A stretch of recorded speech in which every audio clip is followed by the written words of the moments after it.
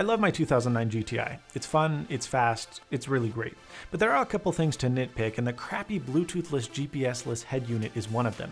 Now, I thought about installing a Pioneer head unit, but the fact of the matter is these are pretty expensive, they take forever to boot up, they usually have resistive touchscreens, and CarPlay, quite honestly, sucks. So people recommended that I check out Soundman CA, which is awesome, where you can install a dash into your car. But the problem is that I wouldn't just be updating the iPad, I'd also be installing new speakers, new DACs, new amplifiers, and that's just a very expensive process. It's not that I wouldn't do it, it's just that I wouldn't do it to a car that's already 5 years old. So here's my solution. I have OBD-II support, Bluetooth, and more. Best of all, it cost me a grand total of 85 bucks.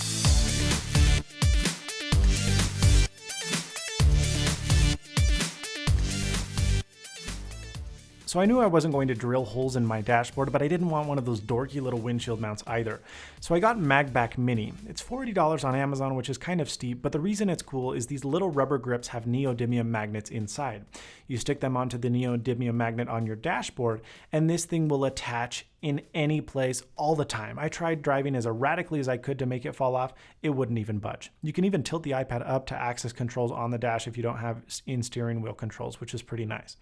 Now, the next thing I had to tackle was Bluetooth. I bought this Indigo receiver for $25 on Amazon. It's Bluetooth 4.0 LE enabled, and the sound quality is actually really good.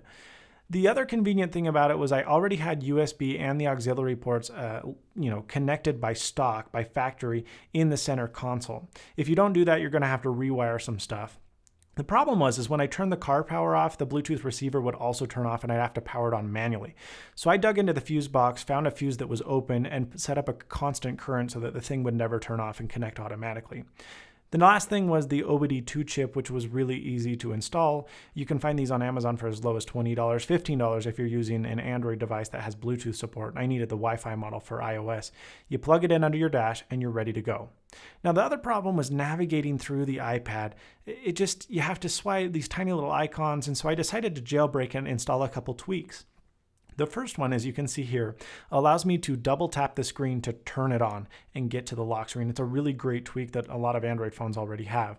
The other issue was cycling between apps. It was just hard to find the app, to be in the right spot, and it was annoying. So I installed Activator from the Cydia store, which allowed me to set up gestures that automatically open certain apps. So when I slide from the right of the screen, my music app opens. When I slide from the left, Google Maps opens. Apple Maps, rather.